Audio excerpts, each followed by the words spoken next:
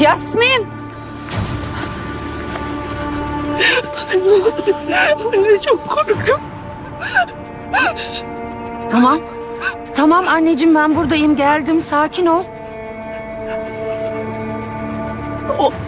O saldırdı.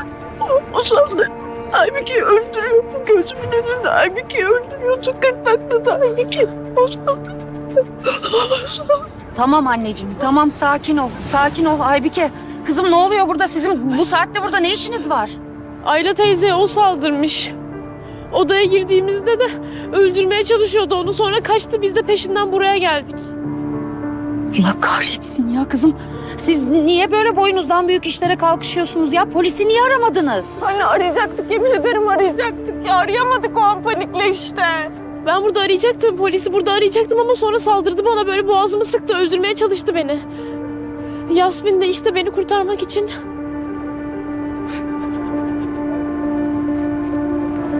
Taş attım kafasına, taş attım.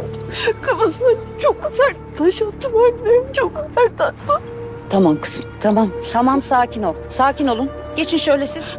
Hadi çabuk, geçin şöyle. Bekleyin beni.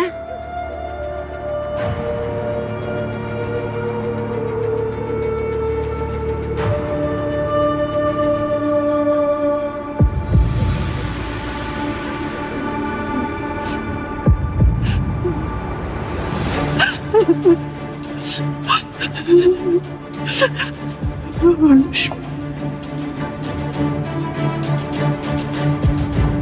Yaşıyor. Çok şükür. Çok şükür.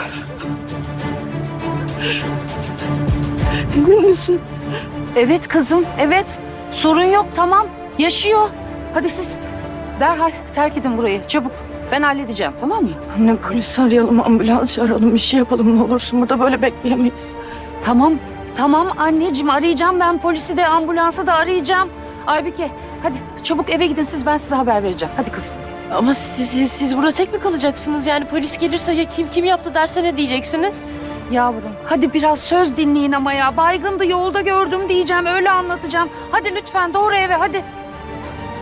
Yasmin hadi. Anne bir şey olmaz değil mi? Olmayacak kızım, merak etme, güven bana, tamam mı? Ben halledeceğim, hadi. Hadi gel, hadi gel. Tamam hadi. Hadi. Yasmin tamam mı? Yasmin tamam, hayatta. Hadi gel.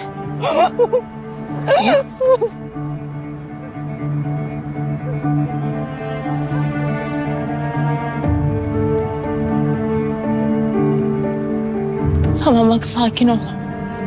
Sakin ol. Yasmin annen orada, tamam mı? Bak rahat ol sen.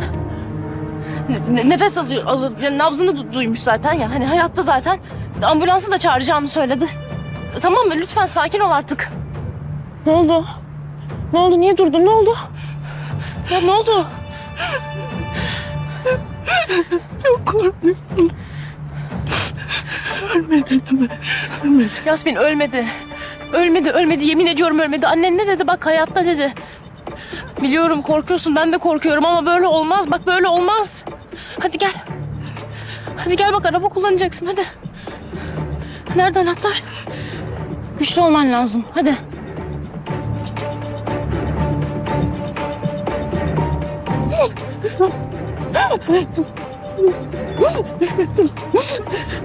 Çal. Açık. Gel.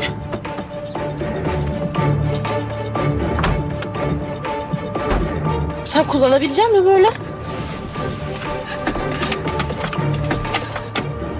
Sakin kullan, tamam mı? Bir dur, bir sakin ol. Derin nefes al. Daha iyi misin?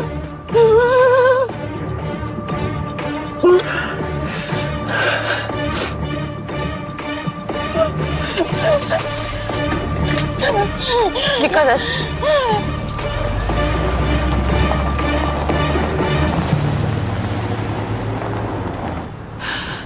Sakin ol Şevval. Sakin ol, sakin ol, bir şey bulacaksın, sakin ol.